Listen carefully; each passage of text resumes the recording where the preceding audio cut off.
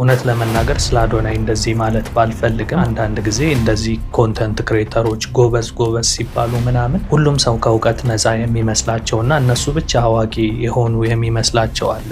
እንግዲህ እኔ አዶናይን ከዚህ ቀደም በተለያየ በሚሰራቸው ስራዎች ጥሩ ነገር ሲሰራ አፕሪሺየት የማረገው ሰው ነው። እንደምታውቁኝ እኔ ሁሌም ፖዘቲቭ በሆነ መንገድ ነው እንግዲህ ቪዲዮዎች የምሰራው ለሰዎች በሚያስተምርና በሚገባ መንገድ። በተጨማሪ ደግሞ ምንም ነገር ያለ መረጃ እንደማላወራ ታውቃላችሁ። በመረጃና በማስረጃ ነው የማወራውና አሁን ግን አዶናይ የመጣበት ሙድ ግን በጣም የሚደብርና ህዝብን የማጃጃል አይነትም ስሜት ያለው ነገር ስለሆነ ምንድነው የሚለውን እስከ መጨረሻ ስትከታተሉኝ እያንዳንዱን ነገር በደንብ አስረዳችኋለሁ። መጀመሪያ ምን አለ የሚለውን በቪዲዮ ላሳያችሁና ከዛ ሀሳቤን እቀጥላለሁ። መጀመሪያ ግን ይህንን ቪዲዮ እንመልከት። አዶናይ አካውንት የጠፋ ብላችሁ ለተጨናነቃችሁ ሰዎች እውነታችሁ ነው። አካውንቴ አሁን የለም፣ ልታገኙት አትችሉም። ሜቢ ብታገኙት ቪዲዮዎቼ እንዳለ በአጠቃላይ ጠፍቷል። አይ ቲንክ ለብዙ ጊዜ ሲጠበቅ የነበረ ነገር ነው ይሄ። በብዙ ሪፖርት፣ በብዙ ኮሚኒቲ ጋይድላይን፣ በብዙ ነገሮች አልፈን እዚህ ደርሰናል። ኤኒዌይስ አዶናይ ፋውንዴሽን የሚል ይህ አካውንት ፎሎ አድርጉት ጋይስ። ቪዲዮዎቼም እና የአሜሪካ ቆይታይም በዚህ አካውንት የምታዩ ይሆናል። ቲክቶክ ባን ካላደረገው ማለት ነው። 1 ሚሊዮን ፎሎወር ብናደርሰው ደግሞ በጣም ደስ ይለኛል እውነት ለመናገር። እንግዲህ አሁን ላይ አንድ የመጣ ፋሽን አለ። ሰዎች የራሳቸውን አካውንት ዲአክቲቬት ያደርጉታል ወይ ፕራይቬት ያደርጉትና ያንጫጫሉ አቴንሽን ፍለጋ ወይም ደግሞ ሌላ ባካፕ አካውንታቸው ፎሎ እንዲደረግላቸውና ልክ ጥሩ ፎሎወር ሲያገኙ ያን አካውንት ተከፈተልን ብለው ደግሞ ይመጣሉና ታዲያ ብዙ ኢትዮጵያን ሶሻል ሚዲያን የሚጠቀሙት ለመመልከት እንጂ ኮንቴንት ክሬተሮች አይደሉም። ስለዚህ እንዲህ ያለውን ህዝብ በቀላሉ ለመሸወድ ይመቻል። ምክንያቱም ተመልካች ብቻ የሆነ ሰው ስለ ሶሻል ሚዲያ አልጎሪዝም ሴቲንግ ወይም ደግሞ ኮሚኒቲ ጋይድላይንሶችን ምናምን እያንዳንዱን ነገር ስለማያውቅ የሚነገረው ነገር ሁሉ እውነት ይመስለውና ያምናል ማለት ነው። እዚህ ጋር ምን ሲል ሰማ ነው እንግዲህ ሲጠበቅ የነበረው ነገር ነው። ብዙ ሰው ሪፖርት ያደርግብኛል። በአሁን ሰዓት የኔን ቻናል ብትፈልጉት አታገኙትም፣ ቪዲዮዎቹም ጠፍተዋል ነው አይደለም የሚለን። ይሄ ግን እውነት ቪዲዮዎቹ ጠፍተውና ቻናሉ ባን ተደርጎ አይደለም። ብዙዎች አሁን ደንግጠው የአዶናይ አካውንት ተዘጋ ምናምን እያሉ እየተንጫጩ ነው። ግን አሁን እዚህ ጋር ምን ሲል ሰማችሁት? ከዚህ በኋላ በአሜሪካ ያለኝን ቆይታዬ አዶናይ ፋውንዴሽን በሚለው አካውንት ላይ ትመለከቱኛላችሁ አለ።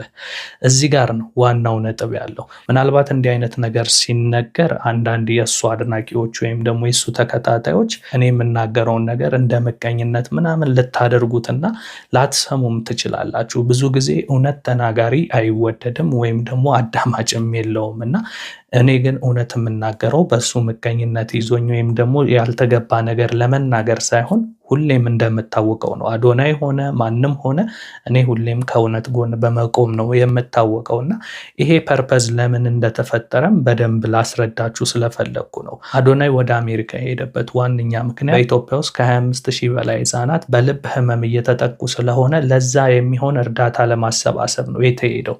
ስለዚህ ይሄንን የእርዳታ ፕሮግራም በትክክለኛ በትልቁ አካውንት 5.4 ሚሊዮን ተከታይ ባለው የሚያስተላልፍ ከሆነ አንድ የተፈጠረ ትልቅ ችግር ስላለ ያ ትልቅ ችግር በውሸት ተዘጋብኝ ያለውን አካውንቱን እስከ ወዲያኛው የእውነትም ሊያዘጋበት ይችላል። አንዳንዴ የሰው ልጅ የአፉን ፍሬ ነው የሚበላው ይባል አይደለ? 5.4 ሚሊዮን ተከታይ ያለው አካውንቱ እንደምናውቀው የተለያዩ በጎ ስራዎችንም የሰራበት በየቀኑ በትንሹ 10 እና ከዛ በላይ ቪዲዮ የሚለቅበት አካውንት ነውና መዓት ቪዲዮዎች የተሰራበት እንደመሆኑ በትንሽ ስህተት የእስከዛሬ ልፋቱን ሁሉ ሊያሳጣው ስለሚችል ምን አይነት ብልጠትን ለመጫወት አሰበ? ስማርት በሆነ ወይ ቪዲዮዎቹን ፕራይቬት ከማድረጉ በፊት ቀደም ብሎ ፔጄ ብዙ ሪፖርት እየተደረገበት እና የመጨረሻ ማስጠንቀቂያ ነው ሊዘጋብኝ ነው የሚል አይነት ንግግር ተናግሮ ነበረ። ያንን ባለ ከደቂቃዎች በኋላ ራሱ በትክክለኛው መንገድ ፕራይቬት አደረገውና ያው በቪዲዮ ላይ እንደሰማችሁ ቻናሌ አሁን አታገኙትም፣ ቪዲዮም ጠፍቷል፣ ከዚህ በኋላ የምታገኙኝ በዚህኛው አካውንት ነው ብሎ መጣ ማለት ነው። ይሄንን ያደረገበት ዋነኛ ምክንያት አሁን ምን እንደሆነ ልንገራችሁ። አሁን ወደ አሜሪካ የሄደበት ጉዳይ ከእርዳታ ጋር በተያያዘ ጉዳይ ስለሆነ የሄደው ከእርዳታ ጋር የተያያዙ ስራዎች ደግሞ አይታችሁ ከሆነ አንዳንድ ጊዜ በእርዳታ ሰበብ ሆስፒታል እንገንባ፣ የታመሙትን እንርዳ ምናምን በሚል ሰበብ የሚሰበሰበው ገንዘብ ለትክክለኛ ተረጂዎቹ የመድረስ ቻንሱ በጣም አናሳ ነው። ለምሳሌ ከ100% 20% ራሱ ለትክክለኛ ዓላማ ከዋለ የሚደነቅ ነገር ነው። ስለዚህ ከዛ ጋር በተያያዘ ይሄ እርዳታ በሚሰባሰብበት ጊዜ ብዙ ጥያቄዎች ከዚህ በኋላ ሊነሱ ስለሚችሉ በዛ ምክንያት ብዙ ሪፖርት ተደርጎ ትክክለኛ አካውንቱ በትክክለኛው መንገድ ሊዘጋበት ስለሚችል ያን ፕራይቬት አድርጎ ለዚህ እርዳታ ዝግጅት የሚሆን ነገር አዘጋጅቶ ነው። ያ ጥያቄ ደግሞ ይመጣል ወይ አይመጣም ወይ የሚለው ነገር ገና ካሁኑ የተለያዩ ሰዎች ጥያቄ እያነሱ ነው። ለምሳሌ እሱ በሄደበት ሀገር ላይ ብዙ ጊዜ ከእርዳታ ጋር በተያያዘ ጥያቄ ከሚያነሱ ሰዎች መካከል ተሙ የሚባለውን ልጅ ታውቁታላችሁ አይደል? አንድ ጥያቄ አንስቷል። ያን ጥያቄ ደግሞ ሌላ ግለሰብ ደግሞ ድርጊቱ ትክክል እንዳልሆነ በምላሽም ጭምር ቪዲዮ ሰርቷል እና እቺን ቪዲዮ መጀመሪያ ላስመልክታችሁ። ዋናው ጥያቄ አንደኛው ጥያቄ ኢትዮ ኢስታንቡል ሆስፒታል እና ሀርት ቱ ሀርት ፋውንዴሽን አንድ ሰው ክሬት አድርገው ሀርት ቱ ሀርት ፋውንዴሽን ገንዘብ አሰባስቦ ለኢትዮ ኢስታንቡል ሆስፒታል ነው ገንዘብ ሊከፍል እያሰበ ያለው ማለት እንደዛ ነው የሚያደርገው አሁን። ስለዚህ በዚህኛው እጁ ሰብስቦ ለዚህኛው እጁ መክፈል ይችላል ወይ? ህግ አዋቂዎች ካላችሁ እንደዛ ይቻላል? ራስ መሱ አይቻልም ነው ተሙ። እንዴት ናችሁ? አይ ሪሊ አፕሪሺየት ተሙ ይሄን ጥያቄ ስላነሳ። እንደዚህ ግልጸኝነትን መፈለግ ምንም ችግር የለውም፣ ከምንም ጋር አይገናኝም እና ፖለቲከኞች ቁጭ ብለው ግፋ በለው ብለው ደሃው እንደሚያስጨርሱ ታውቃላችሁ። እኛም የምንደግፈውን ሰው መደገፋችንን ብቻ ሳይሆን አንዳንድ ነገሮችን ቀደም ብለን ማየት ያስፈልጋል። ለምን ጥሩ የሚሰራው ሰውዬ ከሆነ ነገር ጋር አጋጭተ ነው ገፍተን እስከ መጨረሻ እንዳይሰራ ልናረገው እንችላለን። ይሄ የግለሰብ እርዳታ አይደለም፣ የሀገር እርዳታ ነው። ሁላችንንም የሚመለከት ነው፣ ግዴታ አለብን። ስለዚህ ተሙ ያነሳው ጥያቄ አለመመለስ ብቻ ሳይሆን ከባዲ ላንጉዌጁ እንደተረዳውት ሰዎቹ ኦፌንድድ ሆነዋል። ለምንድን ነው ኦፌንድድ የሆኑት? ምክንያት የላቸው፣ መልስ የላቸው። ስለዚህ ኮንፍሊክት ኦፍ ኢንትረስት አለው መልሱ። የግል ጥቅም ከሞያ ኃላፊነት ጋር ሲጋጭ እንደማለት ነው። ይሄኛው ፕሮፊት ሜከር ነው፣ ይሄኛው ደግሞ ለእርዳታ የተቋቋመ ድርጅት ነው። በወንጀል ማስጠየቅ ብቻ ሳይሆን ወንጀልም ነው፣ ፍራውን ነው። በቃ በአንድ ሰው ስም ያለ ነው ከዚህኛው ወጥቶ ወደዚህኛው የሚገባበት ምንም አይነት ምክንያት የለም። ያነሳው ጥያቄ አሁንም ግልጽ መሆን መቻል አለበት። ትክክለኛ ጥያቄ ነው ብዬ ነው የማስበው። እኔ እንደምትመለከቱት እርዳታ መሰባሰብ ከመጀመሩ በፊት ገና ይሄ ጥያቄዎች መነሳት ከጀመሩ እርዳታው ገንዘቡ በሚሰበሰብበት ሰዓት ደግሞ ብዙ ጥያቄዎች ስለሚፈጠሩ እነዛ ጥያቄዎች ደግሞ ቅድም ባልኳችሁ መሰረት ብዙ ችግር አለባቸው። ይሄ ከእርዳታ ጋር የሚሰሩ ስራዎች አንዳንድ ጊዜ ህዝቡ የዋ ስለሆነ ለምሳሌ እኔ የ100 ብር ቻሌንጅ ብዬ አስጀምርና ያንን የእርዳታ ቪዲዮ 1 ሚሊዮን ሰው ተመልክቶት ቢሆንና 10,000 ሰው 100 ብር ሰጥቷል ቢባል 10,000 በ100 ብር ብታበዙት ኢን ሚሊየንስ ነው አይደለም የሚመጣው ገንዘቡ። ከዛ እነዛ ገንዘቡን የሰበሰቡ ሰዎች ደግሞ ለሚታከሙት አካላቶች ይሄው ከህዝቡ በ100 ብር ቻሌንጅ የሰበሰብ ነው ብለው 100,000 ብር ራሱ ቢሰጡ ህዝቡ ያጨበጭባሉ። ዋው ይሄው አደራችን ደረሰ።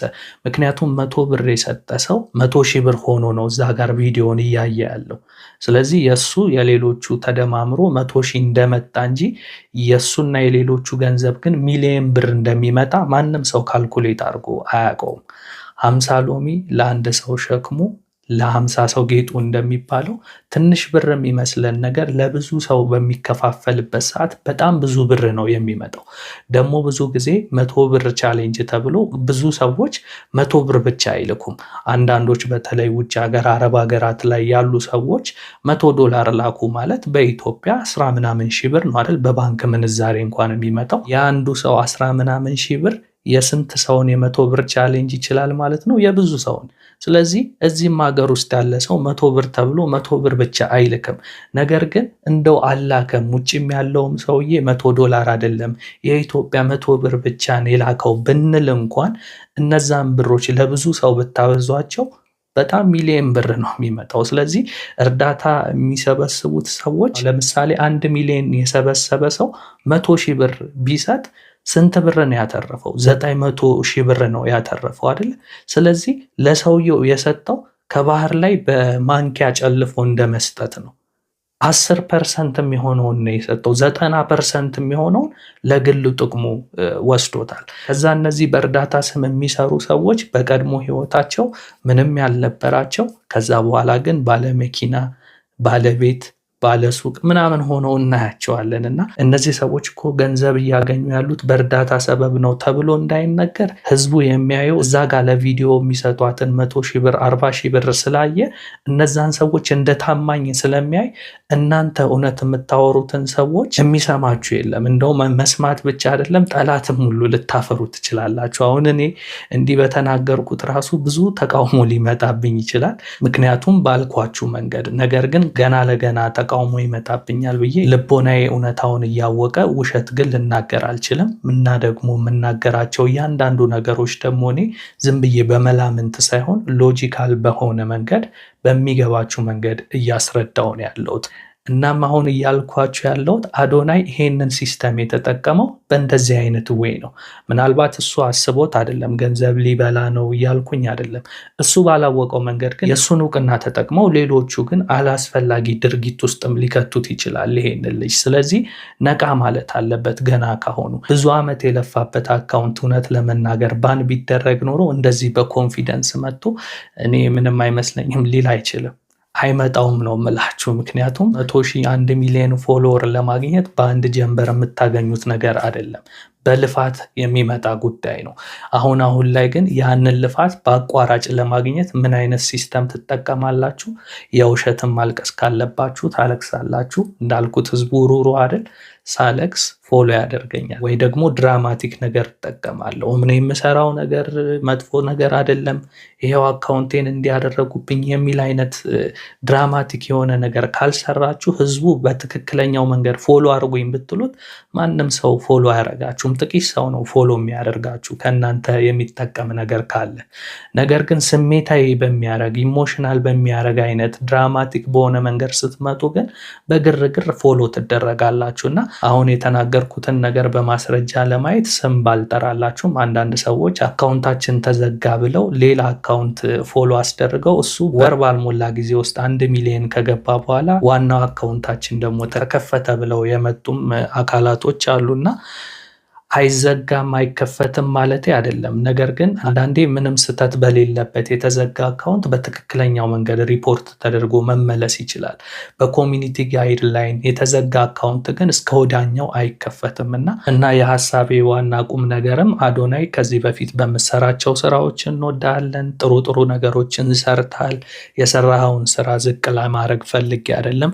ነገር ግን ህዝብ ማያውቅም ብላችሁ ወይም ደግሞ ሁሉም ህዝብ አንድ መስሏችሁ እናንተ ብቻ አዋቂ የሆናችሁ መስሏችሁ ግን እንዲህ አይነት ድራማ መስራት በሰው ዘንድ ያለህን እምነትም እያሳጣህ ይመጣል።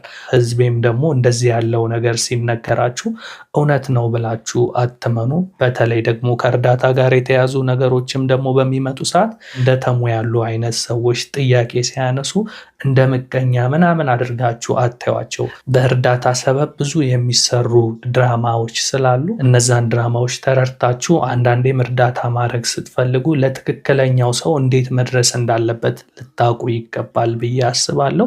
በነገራችን ላይ ከተናገርኩት ነገር ጋር በደንብ የሚያያዝ አንድ ምሳሌ ልስጣችሁና የዛሬ ቪዲዮ ይነቋጫለሁ።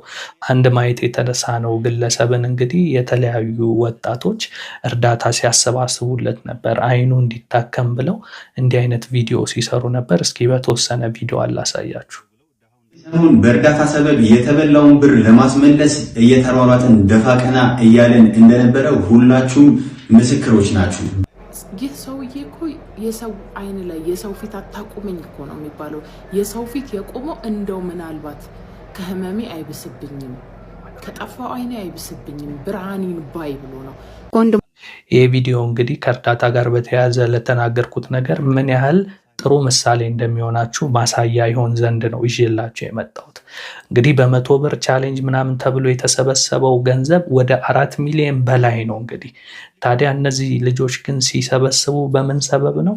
ግማሾቹ ሙስሊሞች ናቸው። እንግዲህ ሙስሊም ሲባል አይዋሽም ምናምን አድርገን ነው ሃይማኖተኛ ሰዎችን በመጥፎ መንገድ ስለማናይ አሁንም ልናገር የፈለግኩት ሁሉም ሙስሊሞች በእነዚህ አይን መታየት አለባቸው ልል ሳይሆን በሙስሊምም በሉት በፕሮቴስታንቱም በሉት በኦርቶዶክስም በሉት በሃይማኖት ሽፋን ነው የሰውን ልብ ሰርስረው የሚገቡት ድራማቲክ ነገር ሰርተው አሁን ሰውየውን ሊረዱ አስመስለው የሚሰሩት ነገር ግን እነዚህ ወጣቶች ስራ የላቸውም። ይሄ ጥሩ ገቢ ነው ይሆናላቸው።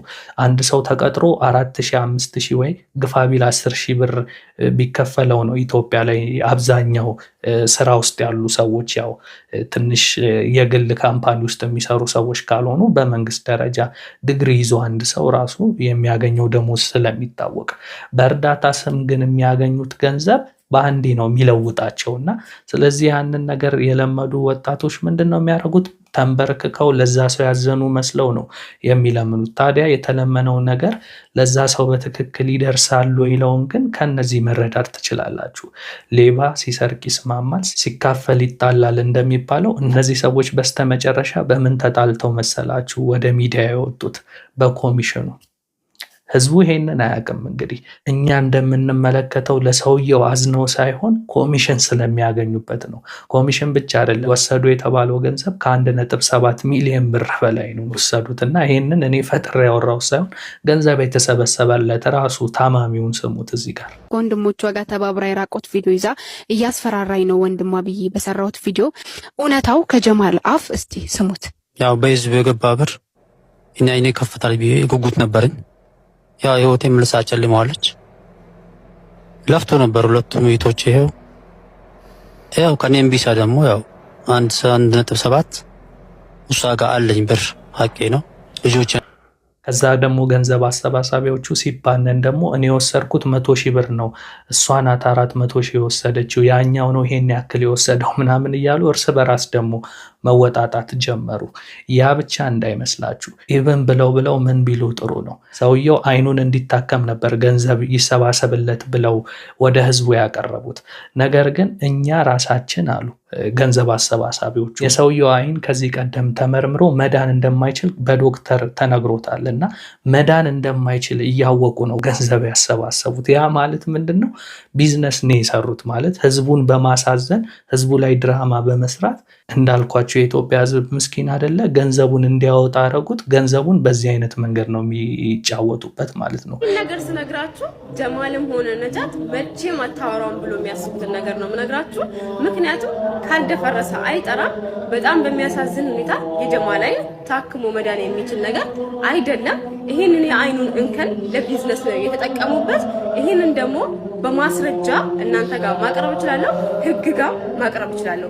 እዛ ሄዳችሁ ኢንተርቪው የምታደርጉ ቲክታከሮች የምትችሉ ከሆነ ጀማልን ይዛችሁ ሄዳችሁ የሆስፒታሉን ስም የሁሉንም የአምናውን ጭምር በራሳችሁ የታከሙበትም እነግራችኋለሁ። ሄዳችሁ ማጣራት ትችላላችሁ።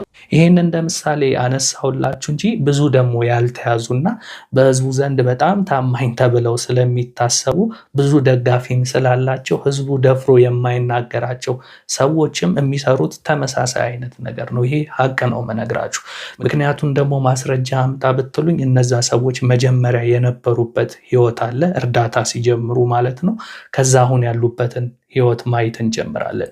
በሌላው ዓለም ላይ እርዳታ የሚያደርግ ሰው በመጀመሪያ ደረጃ ራሱ ብቁ ሆኖ ከራሱ ተርፎ ሌላ ሰው አስቸግሮ ሳይሆን በቃ ሀብታም ይሆናል፣ ድርጅት ያለው ሰው ይሆናል። በቃ ያንን ገንዘቡን ለተለያዩ ሰዎች ያካፍላል፣ ለታመሙ ምናምን ይረዳል እንጂ እሱ ተረጂ ሆኖ ሌላን ሰው የሚረዳ ሌላ ዓለም ላይ የለም።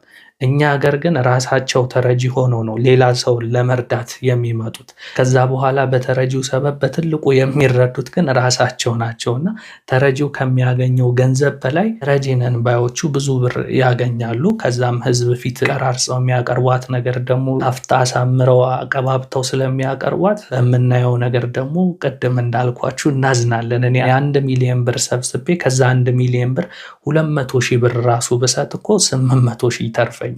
አረ እንደው እግዚአብሔርን ፈርቼ እንኳን 500,000 ብር እንኳን ብሰጥ ምን አለ? 500ን እንኳን በወስድ ግማሹን። እነሱ 1 ሚሊዮን ተሰብስበው ለዛ ሰው የሚሰጡት 100,000 ብር ነው። 100,000 ብሯን ደግሞ ለድራማ እንድትመች የሚሰጡበት አሰጣጥ በጣም ያስቀኛል። ብዙ ጊዜ መጀመሪያ 10,000 ብር ይሰጡና ያ ሰው ደስ ይለዋል። ምክንያቱም ምንም የሌለው ድሃ ነው፣ ስለዚህ ተረጂ ነው። ለተረጂው አካል እኮ 10,000 ብርም ብዙ ነው። ስለዚህ 10,000 ሲሰጠው በጣም ደስ ብሎኛል፣ አልጠበቅኩም፣ እችንም ያዛት 20ዋን ይጨምራል፣ ኧረ እችንም ያዛት 30። አንዴ እኮ መስጠት ይቻላል፣ ግን 40 ምናምን ሺህ ብር ሲሆን ብዙ እንደተደረገለት አድርጎ ያ ተረጂ ኢሞሽናል ሆኖ ያለቅሳል። እኛም ስንመለከት 1-2 እየተባለ እንዲህ ብሩ ተቆልሎ ስናየው ብዙ እንዳደረገ አይተን ያንን ሰው እናሞግሳለን ማለት ነው። ያ ሰውዬ እዚህ ጋር የሰጠው ከተሰበሰበው አንጻር ሲታይ ቀደም እንዳልኳችሁ ከባህር ላይ በማንኪያ ውሃውን እንደመጨለፍ አይነት ነው። የተሰበሰበውን 10% ማትሆነዋን ገንዘብ ነው ለዚህ ሰው እየሰጠ ያለው። ከዛ ሌላ ቀንም ይሄ ሰው ሲሰጥ አሳይቶ አይደለ በቪዲዮ። ስለዚህ ከዚህ በኋላ ያ ሰው ታማኝነት ነው። በዛ ሰው በኩል የተለያዩ ውጭ ሀገራት ያሉ ደጋግ ኢትዮጵያን ስጥ እያሉ ይልኩለታል። የነዛ ሰዎች ቪዲዮ በሚሊየን ህዝብ ጋር ነው የሚደርሰው። ተዉት በሚሊየን ሰው አልሰጠም ይባልና 100 ሰዎች እንዲሁ ራሱ $100 $200 ብለው ሰብስበው የሚሰጡት ገንዘብ 100 ሰው የሚሰጠው ገንዘብ በትንሹ ከ500,000 ብር በላይ ይሆናል በኢትዮጵያ። ከዛ እዚህ ጋር 40,000 ብር እና 50,000 ብር ሲሰጥ እነዛ ሰዎች አንዱ ግለሰብ የሰጠው ገንዘብ ትንሽ ስለሆነ ማን ሰጠ ምናምን ብሎ ጠይቆ አያውቅም። እንደገና የእርዳታ ገንዘብ ኦዲት አይደረግም። ስለዚህ ይሄ ነገር ለሌብነት ይመቻልና በቃ እናንተ የሰጣችሁት 100 ብር እንደ በስቶ እንደተሰጠላችሁ አርጋችሁ ነው የምትቆጥሩት። 2,000 ብር ሰጣችሁ ቢሆን 5,000 ብር የሰጠ ቢሆን እዚህ ጋር የምታዩት 40,000 50,000 ሆኖ ሲሰጥ የእናንተ ብር እዚህ ጋር ተደማምሮ የሆነ ነው የሚመስላችሁ። በእርግጥም የእናንተ ብር ተደማምሮ ነው። በትክክለኛው ግን የሰጠው ህዝብ በሙሉ ተደማምሮ ቢታሰብ ግን ከዚህም በላይ ነው ገንዘቡ እያልኳችሁ ነውና በአጠቃላይ ከእርዳታ ጋር የተያዘ ነገር በአሁን ሰዓት ብዙ ሰው እየከበረበትና በአቋራጭ ህይወቱን እየቀየረበት ያለ ነገር እንደመሆኑ አሁንም እንግዲህ እነተሙ ያነሱት ከባድ ነገር ስላለ ልክ እንደነተሙ አይነት ደግሞ ነቃ ያሉ ሰዎች ብዙ ጥያቄ ሊያነሱ ስለሚችሉ ያ ነገር ይዞ የሚመጣውን መዘዝ መሸፈኛ ናት እቺ አዲሷ አዶናይ ፋውንዴሽን አካውንት እና ያቺ አካውንት ደግሞ ቺን ፕሮሞት ለማድረግ ሆን ተብሎ ፕራይቬት ተደርጎ ጠፋብኝ እንዲተደረገብኝ ተብሎ የተሰራ ድራማ ነውና ሁሉም ሰው ከእውቀት ነፃ ነው። ስለ ሶሻል ሚዲያ እነሱ ብቻ የሚያውቁ መስሏቸው የሚያረጉትን ነገር እኛም የምናውቀው ለሌላው አሳውቀን ማንም እናቱ ሆድ ውስጥ የተማረ የለም። እኔ ያወቅኩትን ለሌላ ሼር አድርጌ ሁሉም ሰው እየነቃ ሲመጣ አጭበርባሪዎቹም በቀላሉ ሰውን ማታለል ስለማይችሉ ከድርጊታቸው ስለሚቆጠቡ ነው እንግዲህ እንዲህ ያለውን ነገር ደፈር ብዬ ዛሬ ላይ ያቀረብኩላችሁ። ይሄንን ለመናገር ስመጣ እንግዲህ በተደጋጋሚ በደንብ አስቤበት ነው። ምክንያቱም በደፈናው ብዙ ወቃሽ ስላለና እነዛ ሰዎች ከፍ ያለ ቲቮዞ ስላላቸው እውነት ተናገራችሁ ብለው እናንተ ላይ ሊነሱ ስለሚችሉ ሀሳቤን የምትረዱኝ ከወዲሁ አመሰግናለሁ። ያልተረዳችሁኝ ደግሞ ሰዎች ደግሞ ጊዜ ይፈተዋል። በጊዜ ሂደት ሁሉም ነገር እየወጣ ነገሮችን ደግሞ በተግባር ስታዩት ያኔ ደግሞ ኤላ ለካ የተናገርከው ነገር ልክ ነበረ ይቅርታ ልትሉኝ ስለምትችሉ እንግዲህ ሳትረዱኝ ክፉ ደግ የምትናገሩትንም ሰዎች ከወዲሁ አብሽር በእናንተም አላዝንም ነው የምለው። እንግዲህ በተረፈ በሌላ ቪዲዮ ድጋሚ እስክንገናኝ የዛሬን እዚህ ላይ ያበቃለሁ። የእናንተው ኤላ ነበርኩ። መልካም ጊዜ